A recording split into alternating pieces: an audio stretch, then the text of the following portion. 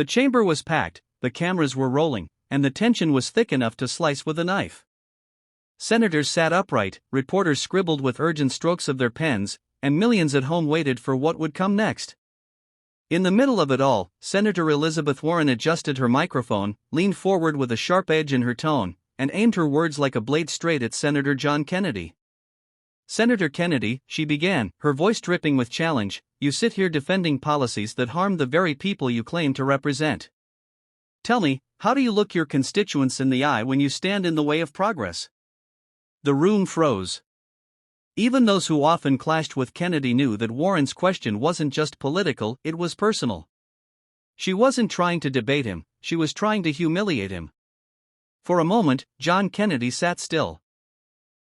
His weathered hands rested gently on the table, his eyes locked on Warren, and his face bore the kind of calm that comes from years of trials both inside and outside politics.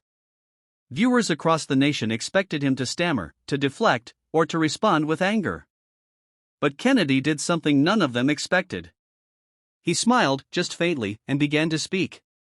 "You know, Senator Warren," he said slowly, with the unmistakable drawl of Louisiana in his voice, "back home in my state, we have a saying, when someone tries to tear you down, it usually says more about them than it does about you." He paused, letting the words hang heavy in the air. "You accuse me of harming the people I represent. But do you know why I fight the way I do? Because I grew up watching men and women break their backs in the fields, in the factories, and in the oil rigs, just to put food on the table. I don't fight for Washington applause. I fight for them." The audience stirred. A few heads nodded. Reporters' pens moved faster.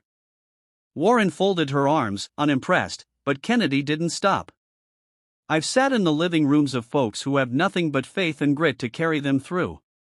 I've watched mothers cry because they can't afford medicine for their children. I've spoken with fathers who've lost their jobs and still put on a brave face for their families. These aren't numbers on a chart or lines in a policy paper. They're people, real people. And I'll never stop standing for them, even if it means standing against you." The chamber erupted in murmurs. Warren leaned back, caught off guard by the weight of his words. She had come with statistics, with sharp retorts, with the intention of making him look small. But instead, Kennedy was painting a picture that struck at the core of everyone listening. But he wasn't finished. "You say I stand in the way of progress," he continued, his voice rising with conviction. "But sometimes what Washington calls progress is just another way to squeeze the very people we should be protecting. I believe in lifting people up, not burying them under more red tea.